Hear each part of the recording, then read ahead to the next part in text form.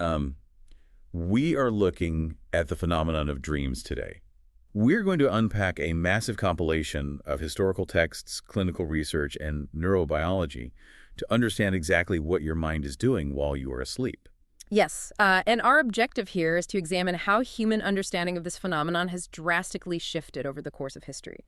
We will look at the biological mechanisms that underpin the sleeping mind, and the various theories regarding why your brain spends hours every single night constructing these alternate realities. Whether you remember your dreams vividly every morning or you operate under the assumption that you never dream at all, this detailed exploration is designed to completely change how you view your mind when you close your eyes.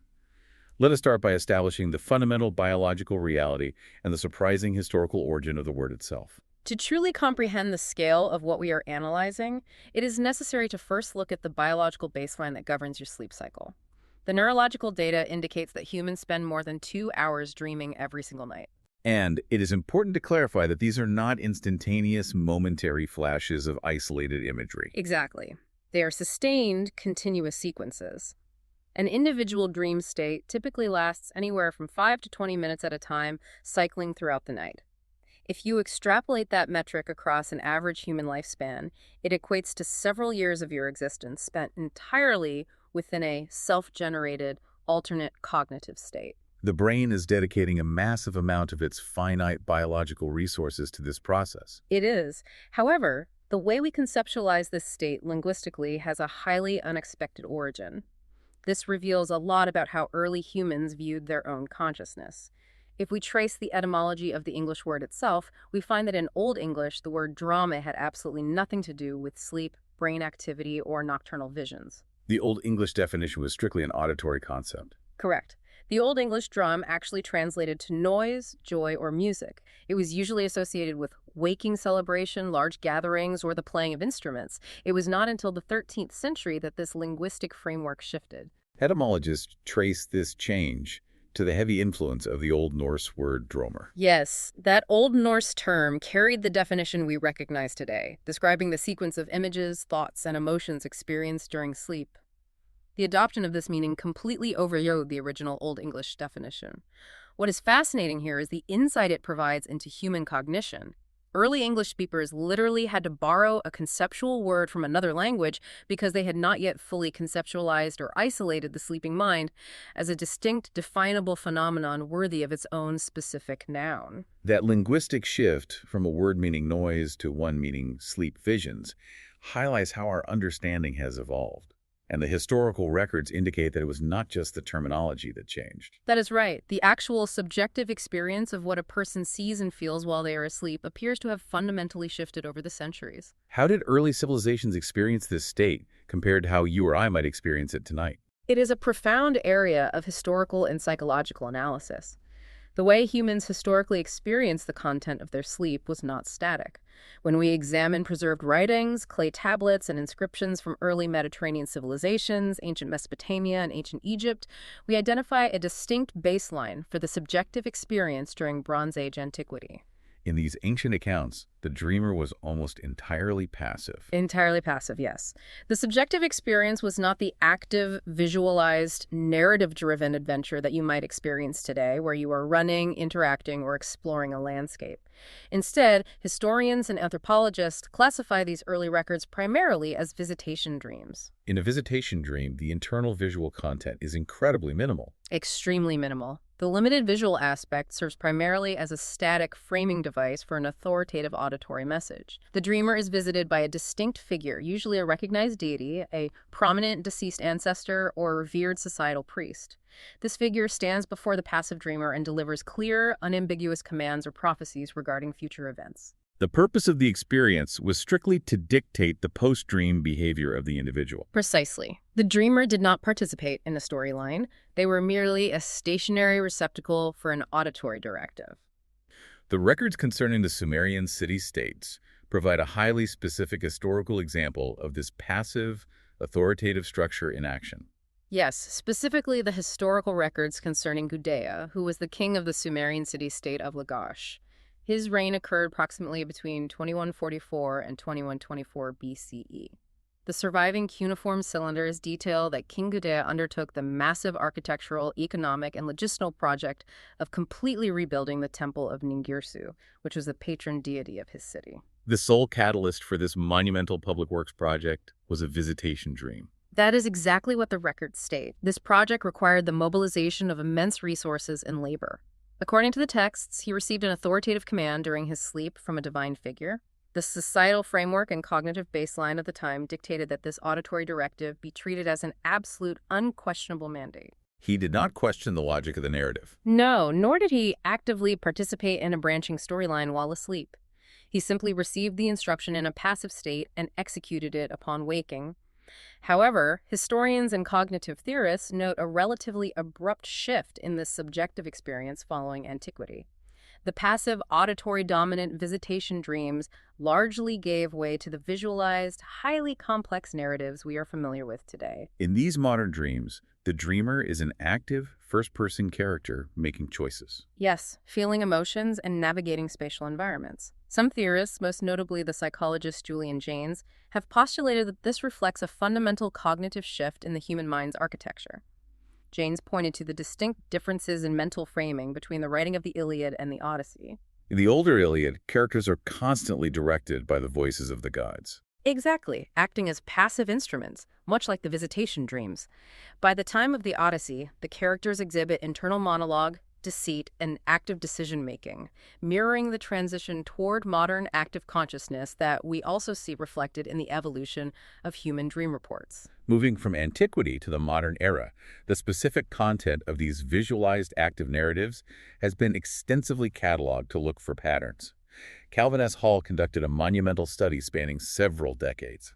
The study initiated by Calvin S. Hall, which spanned from the 1940s through 1985, alongside his 1966 publication with Robert Van Cassel, remains a foundational pillar in this field of psychology. They recognized that to study this phenomenon scientifically, they needed data. They developed a rigorous, standardized coding system to categorize the characters, environments, social interactions, and emotions present in over 50,000 individual dream reports. When we analyze this vast data set, one of the most striking conclusions is the cross-cultural universality of the content. It is remarkably consistent. Participants from completely different parts of the world, operating within vastly different waking lives, cultures, and socioeconomic statuses, demonstrated remarkable similarity in the fundamental architecture of their nightly narratives. When examining the emotional landscape of these 50,000 reports, the data provides a very clear metric. The most common emotion experienced in a dream is anxiety. Yes, anxiety. Furthermore, the systematic analysis proved that negative emotions, specifically including fear, anger, sadness, and feelings of abandonment, heavily outweigh positive emotions like joy, happiness, or contentment. Our nightly narratives are predominantly structured around negative emotional processing and navigating stressful scenarios, regardless of how peaceful our waking lives might be. It is also notable how the sensory construction of these narratives adapts based on the physical realities of the individual, particularly regarding those who do not possess sight. That is a crucial point regarding how the brain engineers these internal realities. The brain constructs the environment using the sensory inputs and memories available in its repository. For individuals who have been totally blind from birth, their visual cortex has never received optical data. It does not have a library of waking visual memories to draw upon. Consequently, these individuals do not experience visual dreams. However, this does not mean their dreams are any less rich or complex.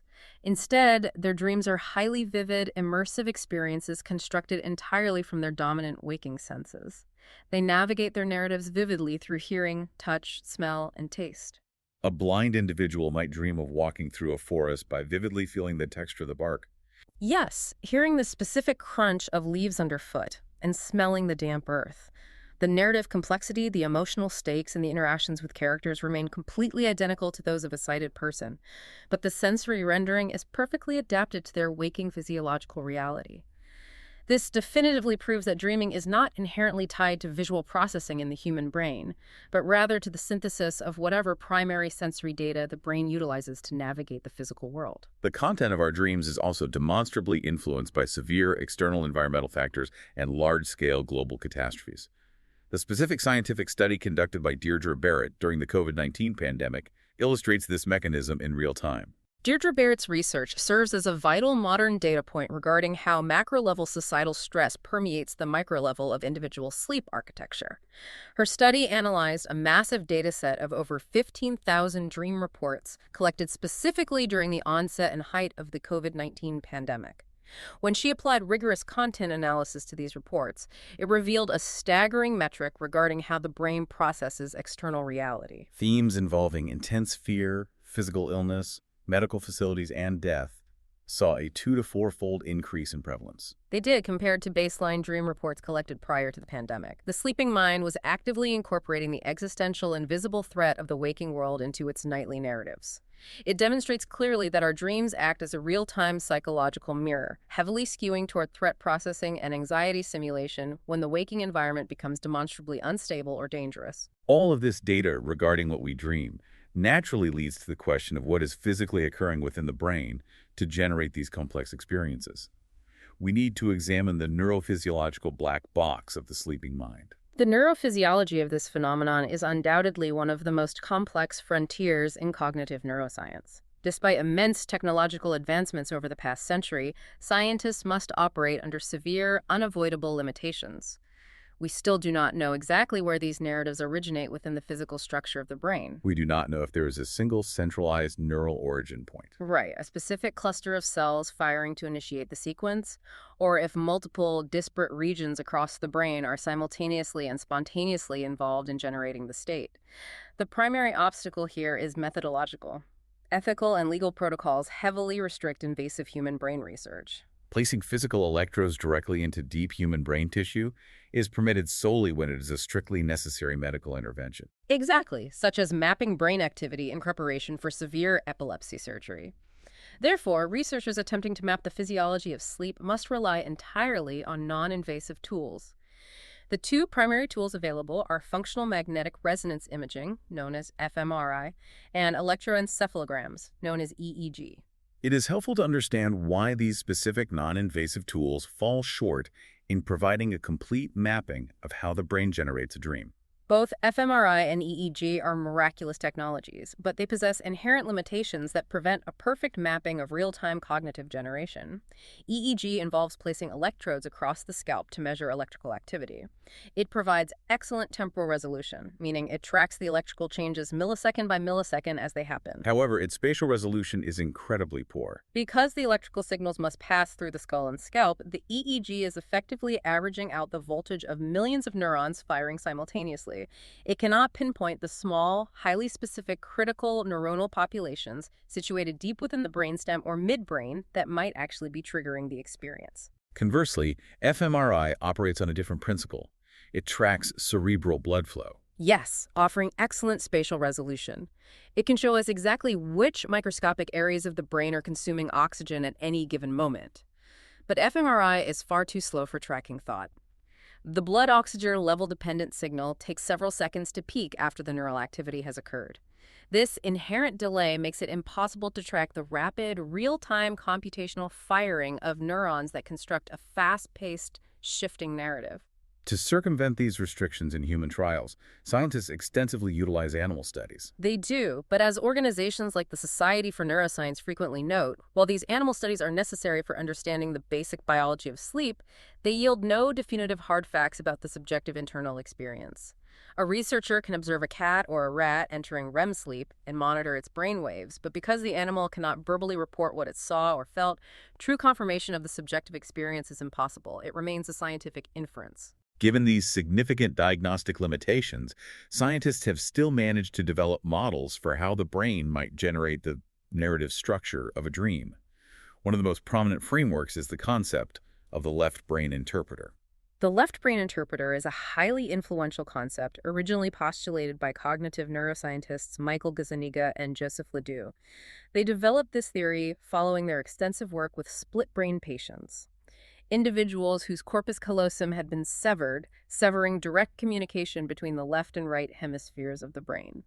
Through their experiments, they theorized that the left hemisphere of the human brain contains a highly specialized module. A mechanism whose sole evolutionary function is to constantly seek patterns and create plausible, logical narratives out of whatever information it receives. During your normal waking hours, this interpreter relies on orderly, consistent sensory input from your eyes, ears, and environment to tell you a cohesive story about reality. However, during the specific phase of sleep where dreaming occurs, the situation is radically different. Radically different. The brainstem is spontaneously firing, sending haphazard, distorted, and incredibly sparse electrochemical signals upward into the higher cortex. The visual centers may be firing sporadically without actual light hitting the retina. Emotional centers like the amygdala might become highly active, simulating intense fear or joy, while simultaneously, the prefrontal cortex, the area responsible for logic, reason, and impulse control, is largely suppressed or offline. The left brain interpreter receives this chaotic, corrupted data stream. And because its biological imperative is to make sense of inputs, it desperately attempts to synthesize this random noise into a cohesive story. As the textbook author James W. Collette explains, the cortex takes this haphazard input, combines it with whatever residual cognitive activity was already occurring in the brain before sleep, and does its absolute best to weave a narrative that makes sense of the internal neurological chaos. The neuroscientist Indre Viscontis is quite direct about this mechanism. She is. She states that the bizarre, illogical nature of what you experience at night is just the result of your interpreter trying to create a story out of random neural signaling. It is essentially your brain's narrative engine running on corrupted data, doing everything in its power to maintain a sense of order when order does not exist. This analysis of random neural signaling brings us to the scientific search for purpose. If the brain is working this hard to create a narrative, there must be a reason. We will now examine the specific historical and modern theories regarding the biological function of dreams. The search for purpose is rooted in a strict Darwinian perspective. If a biological organism spends roughly 2 hours every single day in a neurologically expensive, biologically vulnerable state like dreaming, where it is oblivious to predators and its surroundings, that state must serve a critical biological requirement. It must provide some significant evolutionary benefit for natural selection to have preserved it. Exactly, across almost all mammalian species over millions of years. At the very absolute minimum, it must have no negative impact on reproductive fitness. The formal scientific attempt to define this exact purpose began in earnest in the late 19th century as psychology emerged as a discipline. In 1886, a physician from Hamburg named W. Robert proposed one of the earliest biological theories. Robert hypothesized that these nightly narratives are a physiological necessity functioning primarily as an internal erasure mechanism. He suggested that during the course of a normal day, the human brain accumulates a massive amount of unprocessed, trivial sensory impressions and incomplete, fragmented ideas. In his view, dreams exist specifically to process this daily mental clutter. As the brain generates the dream, incomplete or useless material is permanently erased or suppressed from the neural network. While fully developed, important ideas are deepened and formally encoded into long-term memory.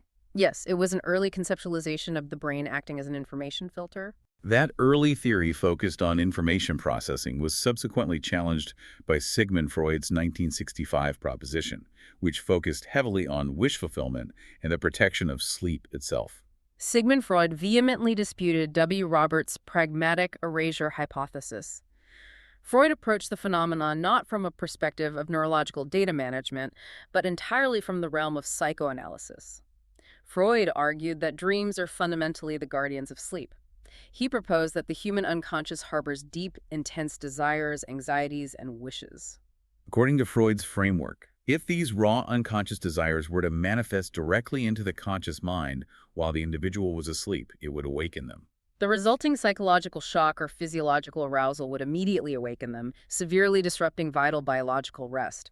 Therefore, Freud theorized that the brain constructs a dream as a symbolic, heavily distorted representation of that wish being fulfilled.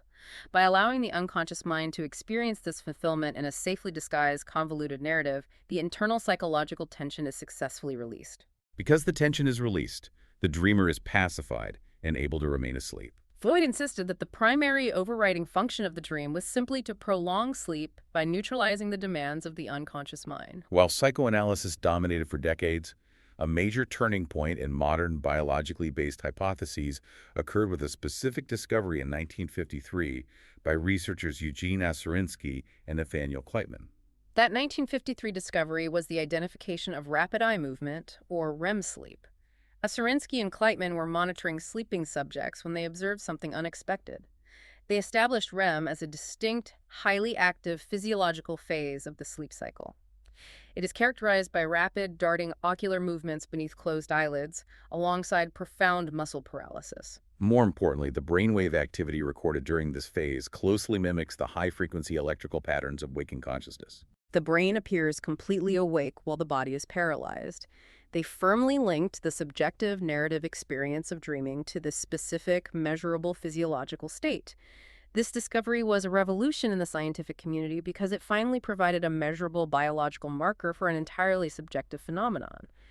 Researchers no longer had to rely solely on dream journals. They could observe the physical state of the brain while it was happening. Since that turning point in 1953, the scientific community has developed a series of modern hypotheses regarding the specific evolutionary function of these experiences, relying heavily on the quantifiable study of REM sleep.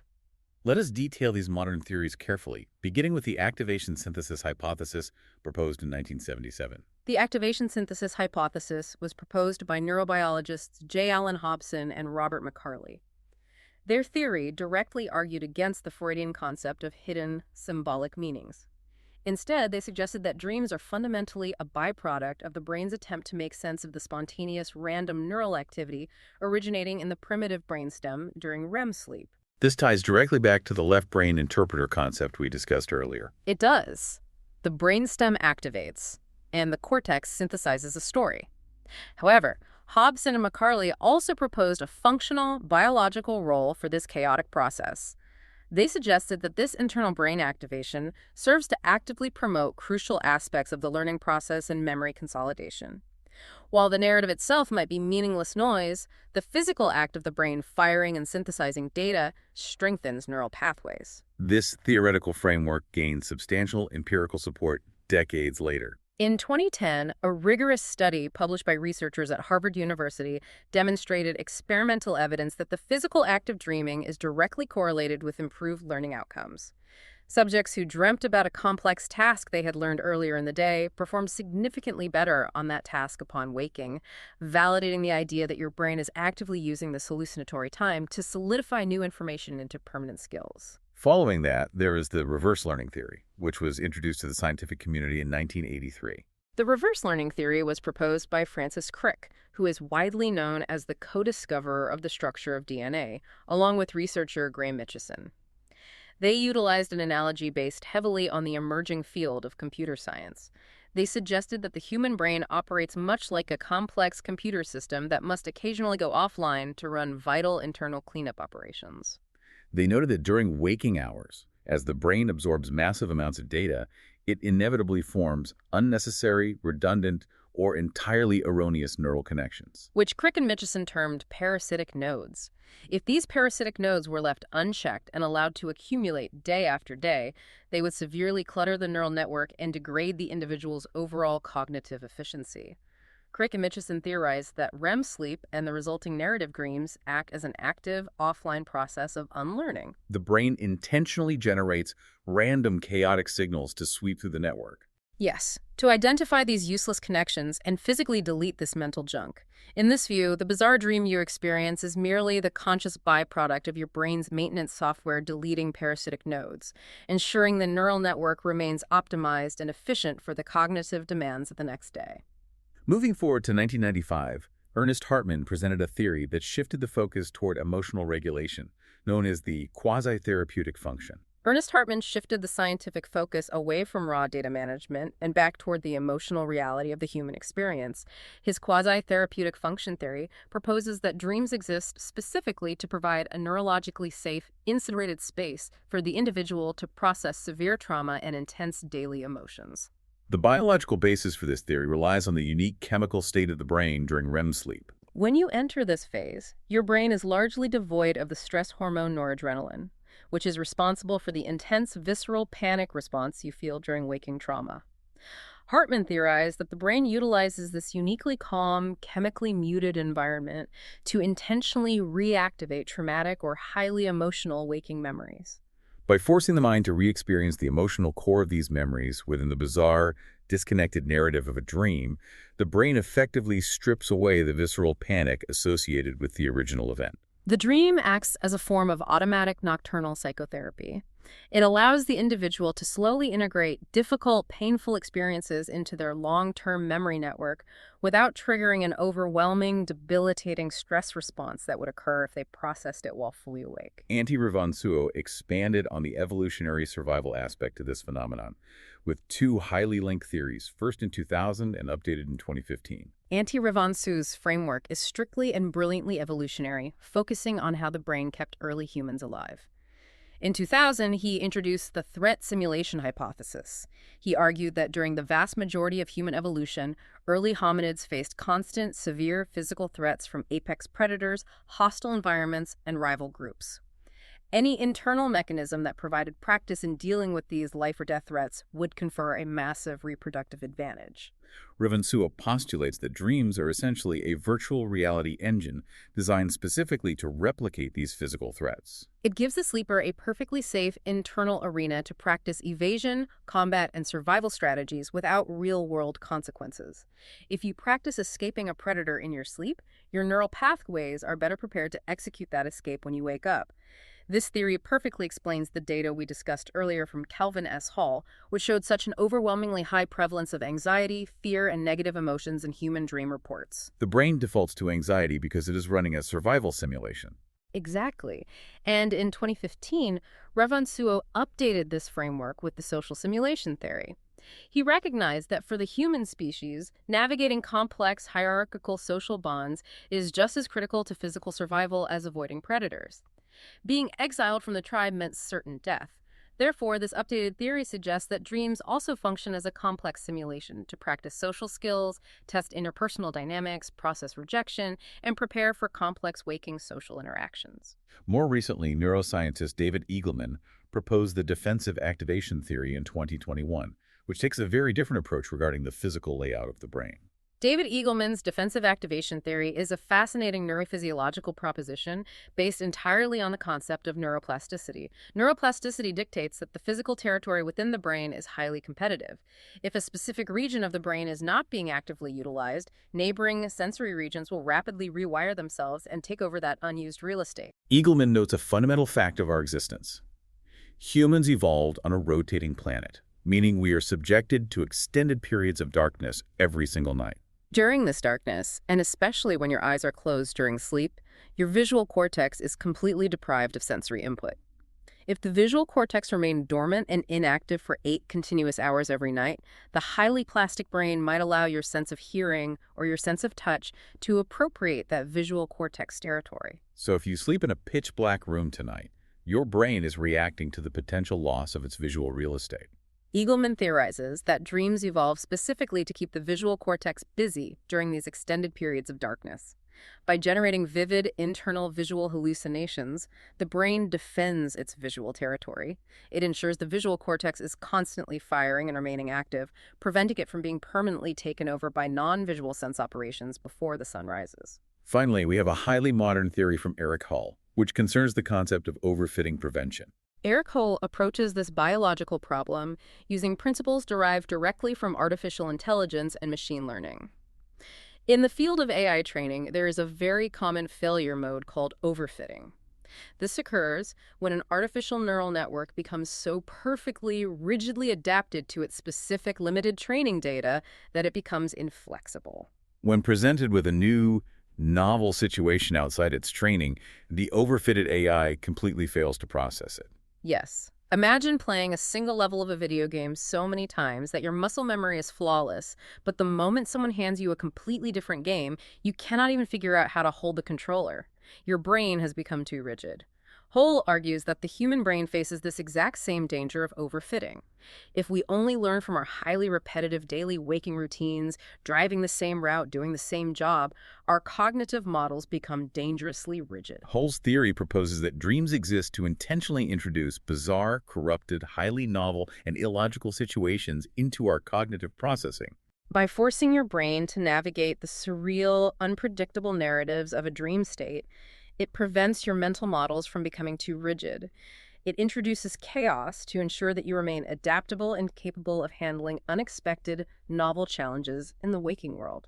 Understanding these diverse scientific models allows us to pivot and examine how humanity has historically and culturally framed these nocturnal narratives before we had fMRI machines or theories about AI. The cultural and historical framing of this phenomenon is incredibly diverse across different eras, yet it universally places immense psychological and societal weight on the experience. We look at the ancient Egyptians, they operated under the absolute foundational belief that dreams were the ultimate conduit for divine revelation and healing. They did not view them as random biological noise. Furthermore, they did not simply passively wait for these visions to occur. No, they actively sought to induce them, a highly ritualized practice known as dream incubation.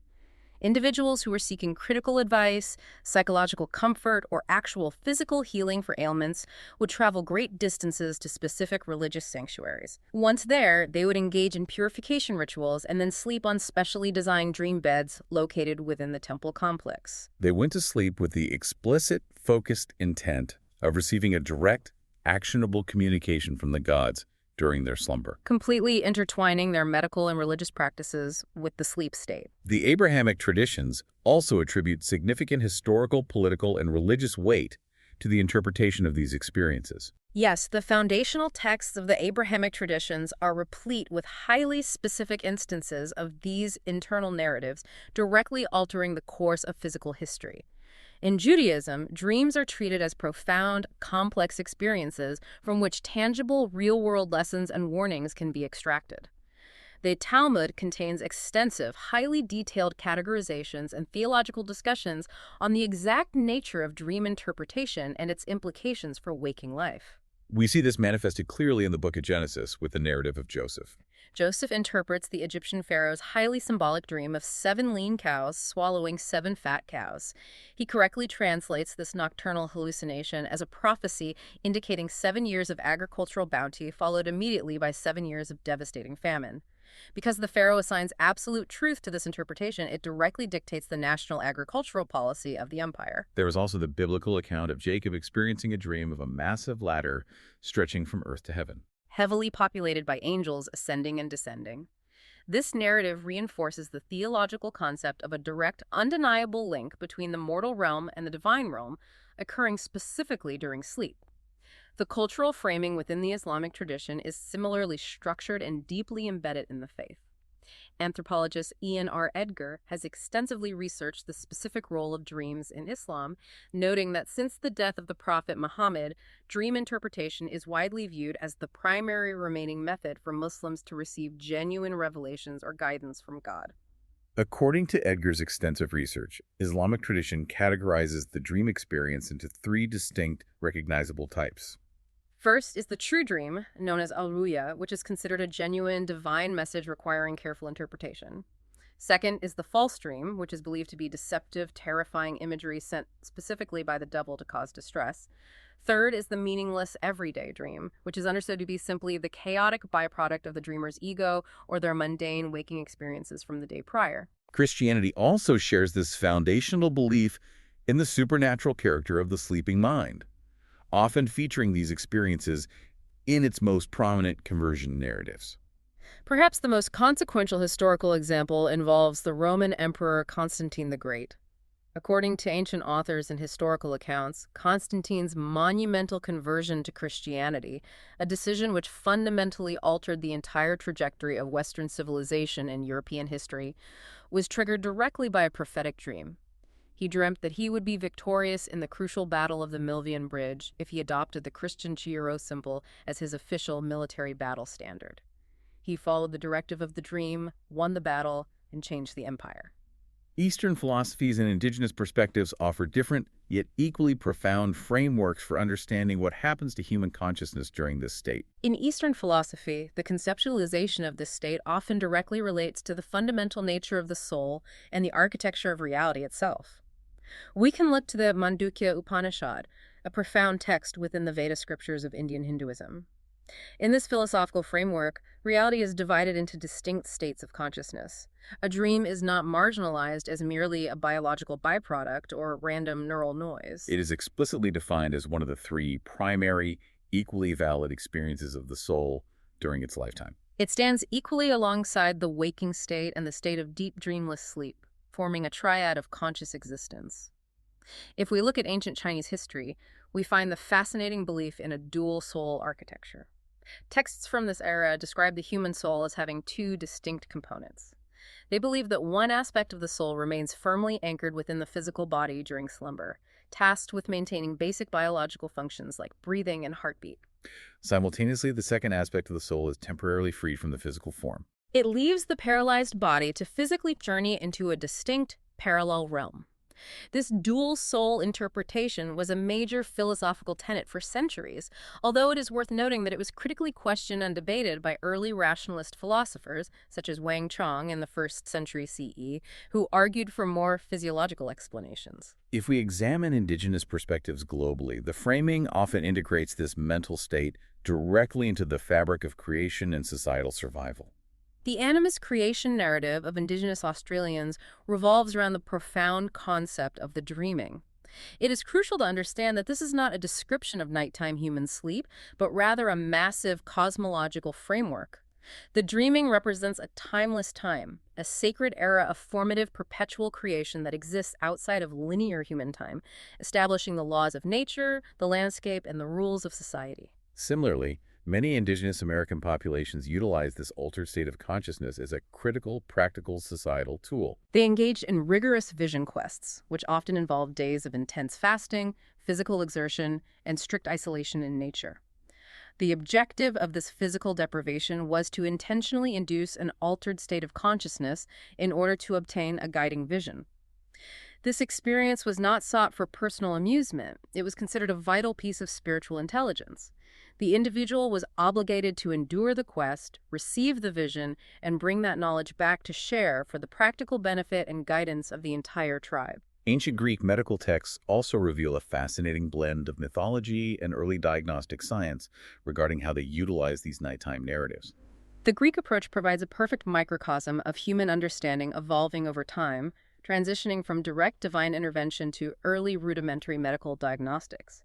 Initially, the Greek populace believed heavily in figures like Morpheus, the winged god of dreams, who would physically visit sleeping individuals at specific shrines to deliver warnings, prophecies, or divine favor. However, as Greek medicine advanced and began seeking naturalistic causes for ailments, prominent figures like Hippocrates began utilizing patient dream reports as actual clinical diagnostic tools to detect physical illness.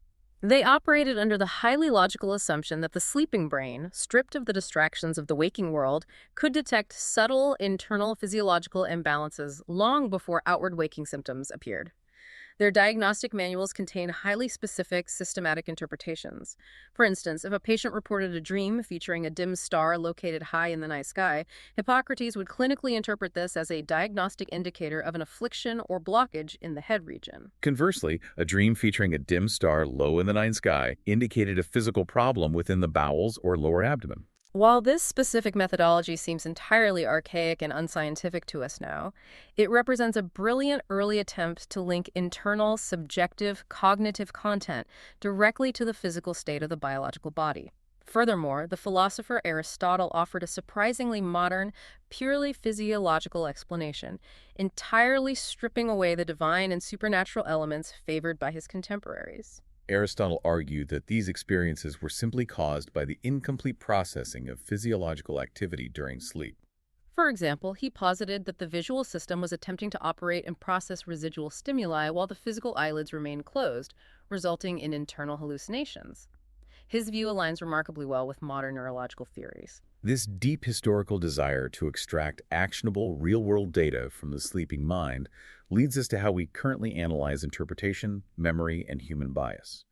How do people in the modern world make sense of their own internal narratives? The human craving for hidden meaning remains just as strong today as it was in antiquity. We have not outgrown the desire to find prophecies in our sleep.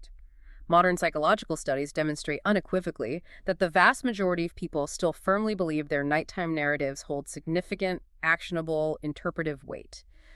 We can look at a comprehensive cross-cultural psychological study conducted in 2009 that surveyed large populations in the United States, South Korea, and India.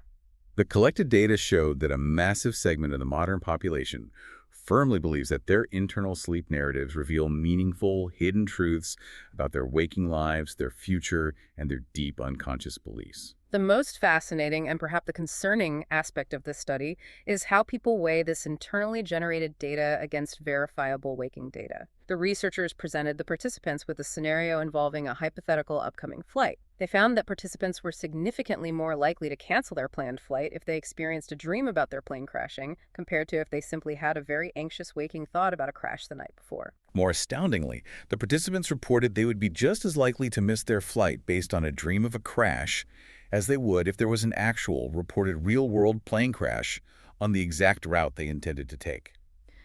The human mind is perfectly willing to assign the subjective, internally generated hallucination the exact same preventative weight and authority as a verifiable, real-world catastrophe. This phenomenon of assigning prophetic weight to our own sleep brings up the concept of veridical dreams and how our own selective memory creates a powerful illusion of prophecy.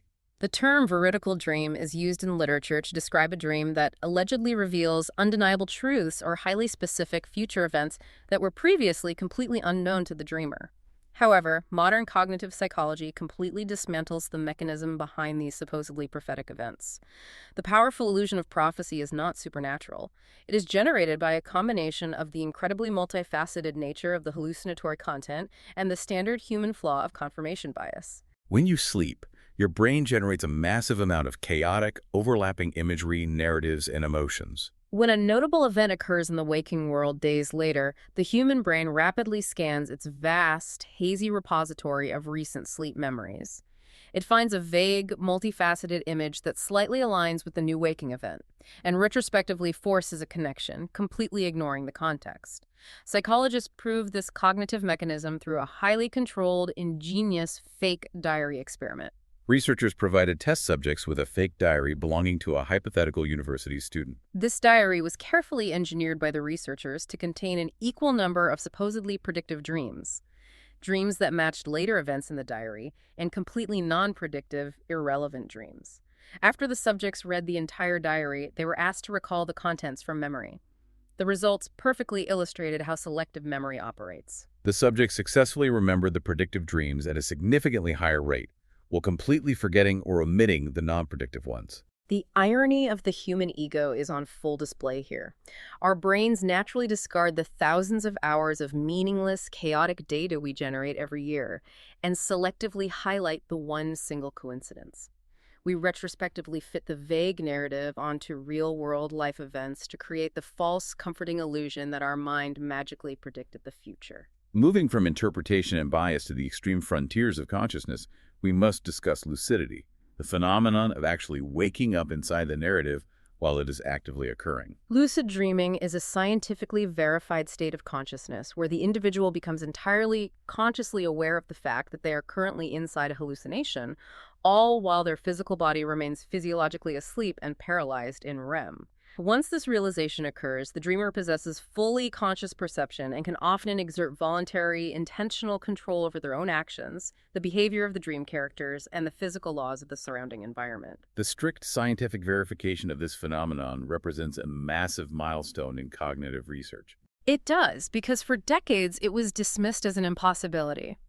In 1975, a British psychologist named Keith Hearn conducted a groundbreaking, highly controlled experiment to prove it was real. He worked closely with a subject named Alan Worsley, who was an experienced, frequent lucid dreamer. They established a specific physical protocol beforehand in the waking world. Worsley went to sleep in the laboratory, closely monitored by an EEG machine to verify his sleep state. When Worsley entered deep REM sleep, a state defined by complete physical paralysis, and became completely lucid within his internal narrative, he executed the pre-agreed-upon protocol. He intentionally and voluntarily moved his physical eyes left and right in a specific mathematical sequence. Because the eyes are one of the few muscle groups not paralyzed during REM, Hearn's machinery successfully recorded these exact intentional eye movements originating from a subject whose brain waves proved he was fast asleep. This was the very first successful, scientifically documented communication from the dreaming world to the waking world, unequivocally proving that conscious volition and intent can exist simultaneously with REM sleep paralysis. Following this breakthrough, psychophysiologist Stephen LaBerge expanded this methodology significantly at Stanford University. Laberge utilized these voluntary eye signals to mathematically map the subjective sense of time within the state, proving that time perception, while lucid, generally maps one-to-one with waking time. 10 seconds in the hallucination equals 10 seconds in the real world. The technology has advanced so far that researchers have recently documented real-time, two-way communication between completely different sleeping individuals. By utilizing constant EEG monitoring, voluntary ocular signaling, and the incorporation of real-world stimuli like flashing red lights, all coordinated via an internet server linking different sleep labs, scientists managed to have one lucid dreamer send a signal out to the server. The server then triggered a light stimulus in the physical sleep environment of a second sleeping subject, which was successfully incorporated into their internal narrative. It is the very rudimentary beginning of a networked sleep state. The ability to recall any of these states, lucid or otherwise, relies heavily on specific variables, which has led to intense scientific efforts to actually record these narratives mechanically. What dictates what we remember? The biological mechanics of recollection are notoriously, frustratingly unreliable. The average human adult only reports remembering around 2 narratives per week, despite generating hours of content every single night. Unless a person is awakened directly during the REM cycle or immediately following the conclusion of a sequence, the narrative rapidly and permanently decays from short-term memory. The prevailing scientific framework for understanding what we manage to retain is the salience hypothesis. This hypothesis states that the brain naturally prioritizes novelty and emotional intensity for memory storage. If an internal narrative features highly salient content, meaning it is extraordinarily unusual, emotionally intense, or completely bizarre, it creates a much stronger, more durable neural impression. This makes it significantly more likely to cross the threshold into waking memory. The mundane narratives are instantly deleted. Because organic human recall is so inherently flawed, scientists are actively working on the futuristic edge of dream recording machines. This research utilizes the permitted, non-invasive technologies we discussed earlier, specifically fMRI and electromyography, or EMG. By closely observing the visual cortex of sleeping subjects with an fMRI and then comparing that specific blood flow data to AI algorithms trained on the subject's waking brain activity while viewing photographs, researchers have successfully identified and reconstructed basic visual imagery from the sleeping mind. Furthermore, by utilizing EMG to monitor the incredibly subtle electrical impulses in the paralyzed muscles, they can detect internal speech activity. Meaning they can record the brain's neurological attempt to articulate specific words within the narrative, even though the mouth is not moving. They can also detect simulated motor behaviors, successfully isolating the neural signals for walking, running, or complex hand movements, all while the physical body remains entirely paralyzed on the bed. We are in the rudimentary foundational stages of mechanically decoding the visual and kinetic data of the sleeping human mind. We will conclude our analysis by examining specific, highly intriguing fringe phenomena and variations within the sleep and waking states. Let us start with the concept of absent-minded transgression and the actual mechanics of daydreams. There is a highly specific and psychologically fascinating phenomenon known as dreams of absent-minded transgression, which is categorized in the clinical literature as DAMP. These are narratives where the individual casually and absent-mindedly performs an action that they are actively, consciously trying to cease in their waking life. The most heavily studied example involves individuals who are actively attempting to quit smoking. In the internal narrative, the subject will casually, without any thought, pull out and light a cigarette. Upon waking up, they experience a profound, incredibly intense feeling of guilt, failure, and panic over having broken their commitment, only to realize moments later with immense relief that it was merely a hallucination. Interestingly, clinical studies have found a strong positive statistical association between experiencing these guilt-inducing DAMP scenarios and the actual real-world success of permanently stopping the behavior. The brain appears to be running a highly effective negative reinforcement simulation to strengthen the individual's waking resolve and behavioral conditioning. We must also make a strict clinical distinction between this state and daydreams. The general public commonly uses the term daydreaming to broadly describe a wide variety of waking states. However, Harvard psychologist Deirdre Barrett makes a crucial clinical differentiation. She notes that some individuals experience highly vivid, immersive, dreamlike mental images while fully awake, which is true clinical daydreaming. Others simply experience a milder spacing out, where the mind goes relatively blank or simply engages in realistic, mundane future planning. While historically derided by educators and employers as a mere lack of focus or laziness, This state of allowing the mind to wander has been scientifically documented as a crucial cognitive mechanism for complex problem solving.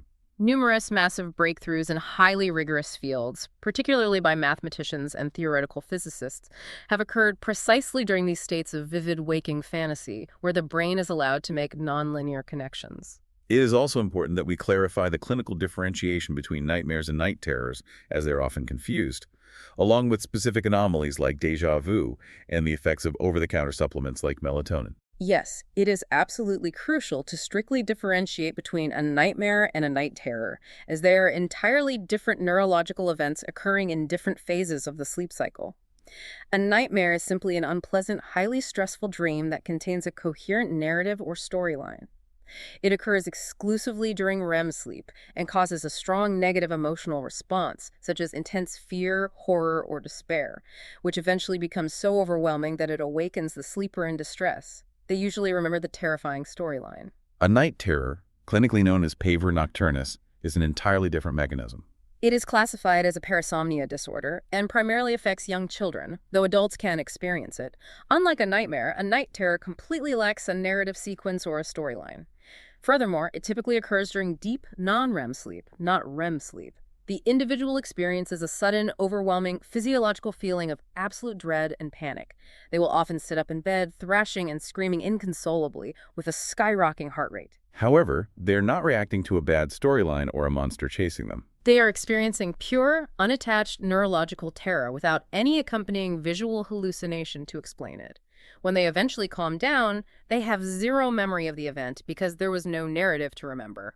Regarding the deeply unsettling phenomenon of déjà vu, the sudden, striking, and inexplicable sensation of having previously experienced the exact current waking moment, one prominent cognitive theory directly implicates the brain's internal narratives. The theory suggests that months or years prior, the individual generated a random sleep narrative about a highly similar situation or physical environment, but completely forgot it upon waking, as we do with most of our sleep data. When they later encounter the real-world analog, that deeply buried, forgotten memory is subconsciously triggered by the visual cues. This creates the eerie, mysterious feeling of having been here before, because neurologically, their brain has simulated this environment before. Finally, we must note the immense chemical influence of melatonin on this entire process. Melatonin is a natural hormone secreted by the brain's pineal gland. Its primary biological function is to induce sleepiness in humans as nighttime approaches and light levels drop. However, it was chemically isolated in 1958 and has since been heavily manufactured and marketed as an over-the-counter sleep supplement globally. Both extensive anecdotal reports from millions of users and formal, rigorous research studies over the past few decades have established a definitive, undeniable chemical link Between the ingestion of supplemental melatonin and a massive significant increase in the vividness, bizarre nature, and intensity of the resulting internal narratives. By artificially altering the chemical onset of sleep with a supplement, individuals are directly altering the hallucinatory intensity and narrative architecture of their REM state. If we synthesize everything we have analyzed today, the incredible neurobiology, the desperate storytelling of the left brain interpreter, the profound historical shifts in human consciousness, it forces us to confront a deeply unsettling philosophical dilemma regarding the very nature of reality itself. We can look back thousands of years to the 4th century BCE, to the Eastern philosophy of the Zhuangzi paradox, an idea which was later formalized in Western scientific thought by the philosopher René Descartes in the 17th century. The paradox presents a simple, unbreakable thought experiment about human perception. A man dreams he is drinking wine and celebrating, and in the morning he wakes up weeping. A man dreams he is weeping and suffering, and in the morning he wakes up and goes hunting. The terrifying core of the paradox is that while the man is physically inside the hallucination, he is completely, utterly unaware that it is a hallucination. His brain is completely convinced it is absolute physical reality. He feels the wind, he tastes the wine, he feels the sorrow. He may even attempt to analyze or interpret a dream from within the dream itself. It is only upon physically waking up that the flawless illusion finally shatters. The unavoidable philosophical question we are left with is this: how do you empirically know that your current waking life is not simply another layer of that exact same biological machinery at work? We have detailed how incredibly skilled your left brain interpreter is at taking random, chaotic data and weaving it into a seamless, completely convincing reality while you sleep. If your physical brain is entirely capable of generating such a flawless, immersive illusion when your eyes are closed, what empirical, undeniable proof do you possess that it is not doing the exact same thing to you right now and what you perceive to be the waking world? We invite you to ponder this grand illusion of reality the next time you lay your head on your pillow. We encourage you to carefully question the strict boundaries you have drawn between the waking world and the completely immersive universe your mind effortlessly constructs in the dark. Thanks for listening.